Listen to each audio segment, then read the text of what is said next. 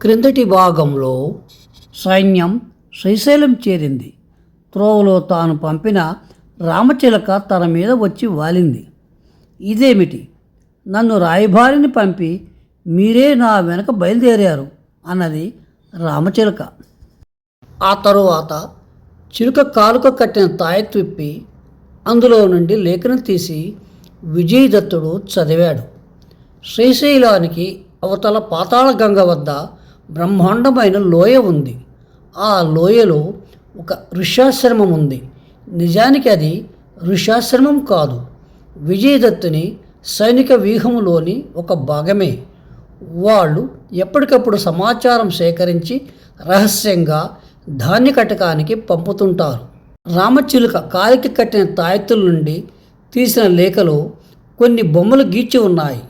పొడవైన పాము బొమ్మ ఉంది. ఆ తరువాత జంటనాగుల బొమ్మ ఉంది. నది బొమ్మ, పడవలు, ఏనుగు, ఒక నక్షత్రము, సూర్యుడు, చంద్రుడు చిత్రించబడి ఉన్నాయి. ఆ బొమ్మల సాంకేతిక భాష అర్థం ఇది. మహాఘనత వహించిన ఆంధ్ర శాతవాహన ప్రభువైన శ్రీ శాతకర్ణికి, వారి సైన్యాధ్యక్షునికి మా వినమ్ర నమస్కారములు. 1000 ఏండ్లు మన సామ్రాజ్యం వర్ధిల్లాలని కోరుతూ సమవినయంగా చేసుకుంటున్న విజ్ఞప్తి. కళింగరాజైన ఖారవేలుడు తన సైన్యాన్ని కృష్ణానది మీదకి దండయాత్రకు పంపాడు. అయితే సైన్యానికి తాను నేతృత్వం వహించటం లేదు. పడవలపై సైన్యం కృష్ణానదిని దాటింది. ఒక రాత్రి ఒక పగులు ప్రయాణం చేస్తే వారు ముసుగు నగరాన్ని తాకగలరు.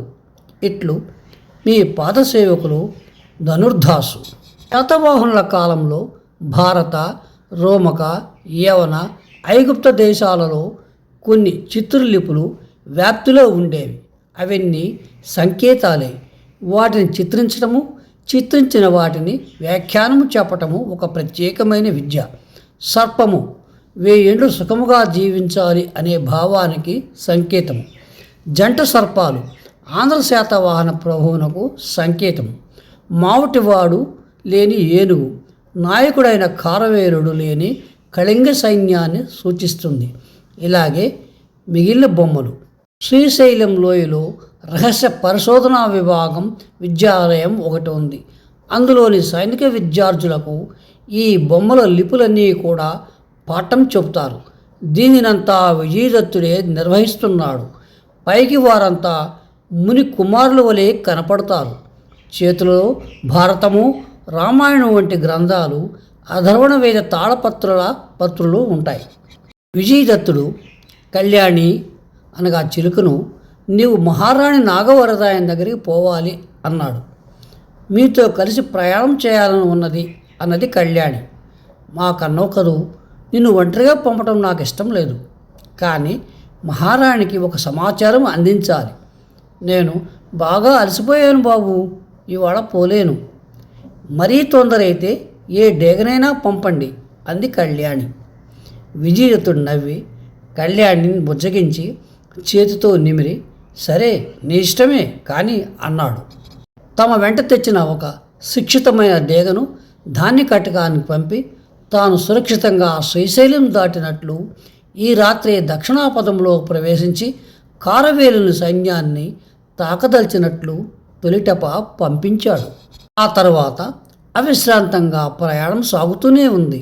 శ్రీశైలం దాటిన తర్వాత ఖారవేలుని స్థావరాలు కొన్ని ఉన్నట్లు, కొందరు చెంచుల వేషంలో గూఢాచారులు తిరుగుతున్నట్లు విజయదత్తునికి సమాచారం వచ్చింది.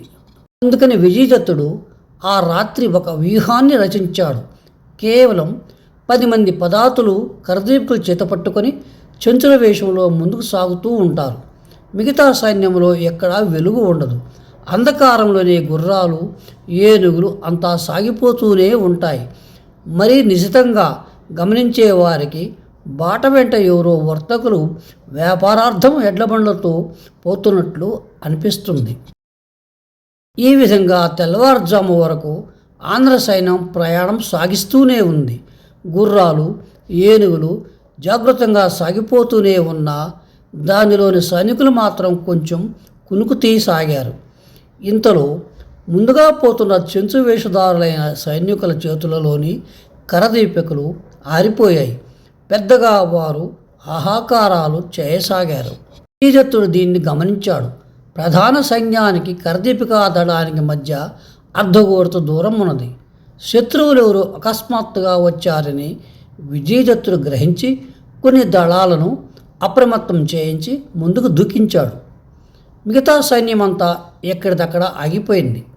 ముందు ఎవరున్నారో, ఎంత బలమైన సైన్యమో తెలియకుండా దూకించడం ఎట్లా? అందువల్ల కొన్ని దళాలు మాత్రమే తొలి దెబ్బ తీసేందుకే దూకాయి. క్షణంలో ముందుకు దూకిన ఆంధ్ర దళాలు కరదీపికలు వెలిగాయి. ఒక్కసారి 1000 కరదీపికలు వెలిగాయి. ధనుస్సులు, శూలములు ప్రయోగించబడ్డాయి. కొద్దిసేపు హోరాహోరీ యుద్ధం జరిగింది. మొదట ఆంధ్ర సైనికులు తమపై దాడి చేసింది అడవి చెంచులో గజదొంగలోనని భ్రమించారు. కానీ అది సుశిక్షితమైన సైన్యమేనని త్వరలోనే గ్రహించారు. ఒకసారి 1000 కరదీపికలు వెలిగేసరికి అడవులేని శత్రువులు కూడా దిగ్భ్రాంతులైనారు. వాళ్ళు సుమారు 500-600 కన్నా ఎక్కువ లేరు. శత్రుభయం పరిమితమేనని తెలుసుకున్న ఆంధ్ర వీరులు ఉత్సాహంతో యుద్ధం విరమించి అనంత సైన్యాన్ని కరదీపికలు వెలిగించమని కోరారు. లక్షలాది కరదీపికలు ఒక్కసారి వెలగడం మొదలుపెట్టాయి. శత్రువులకు ఇంతటి సైన్యం నడుస్తుందని తెలియదు. దానితో తమంత తామే ఆయుధాలు కింద పడవేసి చేతులు పైకెత్తారు.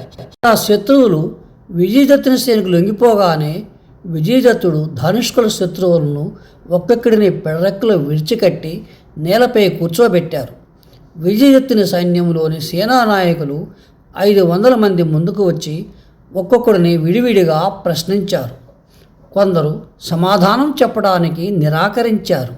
కొందరు తాము శ్రీశైల అరణ్యాలలో నివసించి చెంచుదొరలమని చెప్పారు. అసత్యం పలుకుతున్నారు, మీకిదే శిక్ష అని 100 మంది సైనికులను వెలికిలా పడుకోబెట్టి వారి మీద గజ సైన్యాన్ని నడిపించారు. విజయదత్తుడు వారించే లోపల ఏనుగులు కొందరి తలలు తొక్కివేశాయి. హింస వద్దు అని విజయదత్తుడు శంఖం పూరించి ఆజ్ఞాపించాడు. దానితో ఏనుగులు ఆగిపోయాయి. సేనానాయకులు వెనుకకు తగ్గారు. దానితో శత్రువుల గుండెలు పగిలిపోయినట్లయింది.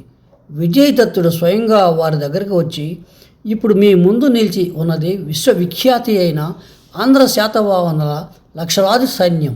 మీరెవరో నిజం చెప్పకపోతే మీ తలలు మరికొద్దిసేపట్లో మా గజ ప్రభువులకు గుమ్మడికాయల వలె నైవేద్యం పెట్టబడతాయి అన్నాడు. బంధింపబడిన సైన్యం గజగజ వణికిపోయి నిజం చెప్పింది. వారు కారవేలుని సైనిక పటాలంలోని కొన్ని దళాలు. ఇలా 4 దిక్కుల 4 దళాలను వదిలి ప్రధాన సైన్యం కన్నెబెండను దాటి ముసిగి నగరాన్ని చేరింది. ఈ పాటికి అక్కడ దోపిడీ జరుగుతూ ఉండవచ్చు. విజయదత్తుడు కొద్ది క్షణాలలోనే తనకు కావలసిన సమాచారం అంతా పట్టుబడిన సైనికుల నుండి సేకరించాడు. సశేషం. విజయోస్తు.